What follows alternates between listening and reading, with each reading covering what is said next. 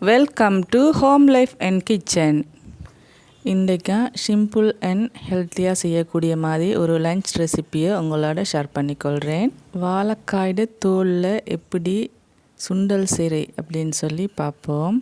ஒரு நாள் முன்னுக்கே ஆக்கின வாழைக்காட தோலை இப்படி ஃப்ரிட்ஜில் எடுத்து வச்சுருந்தேன். முருங்கைக்கீரையும் உருவி எடுத்து வச்சுக்கிறேன்.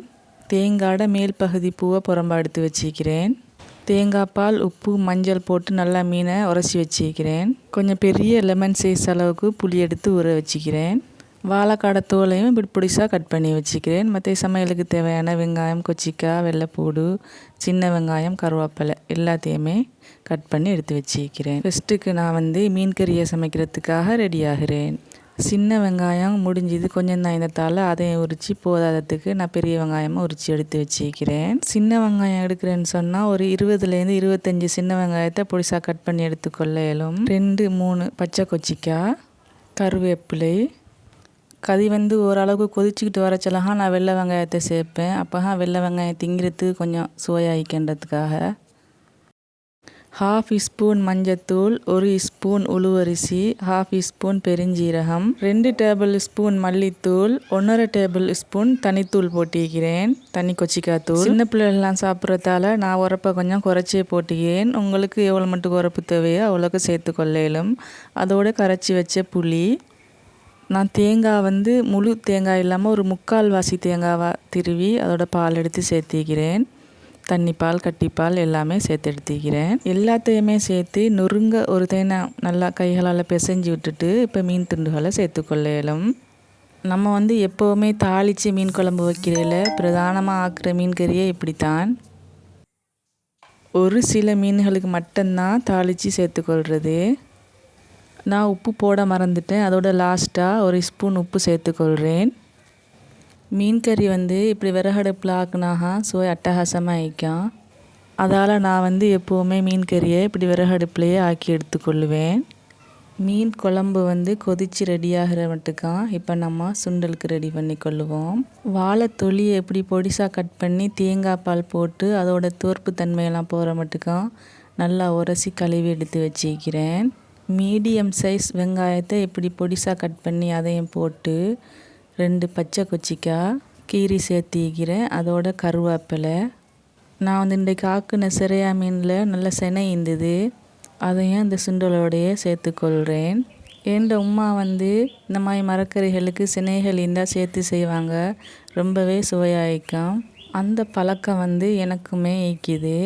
அதால் நானும் அந்த மாதிரி போட்டு சேர்த்துக்கொள்வேன் சில டைமில்.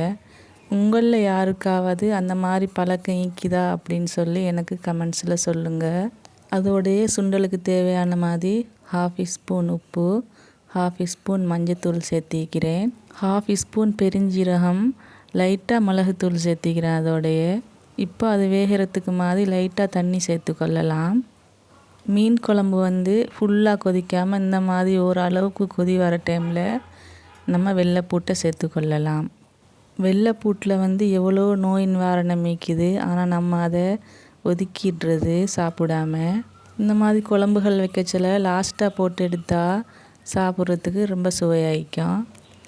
முடிஞ்ச அளவு இந்த வெள்ளைப்பூடுகளை ஒதுக்காமல் நம்ம சாப்பிட்டு பழகுவோம், ஆரோக்கியமாக வாழுவோம். நம்மளோட வாழைத்தோலம் இப்போது நல்லா வெந்து வந்துட்டு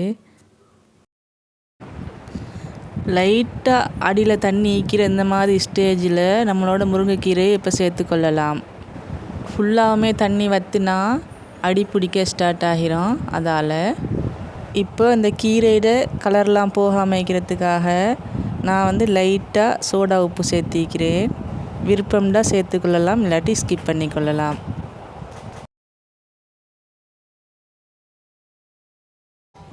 இந்த கீரை கட்டிகள் ஆகாமலுக்கு லைட்டாக கொஞ்சம் கிளறி விட்டு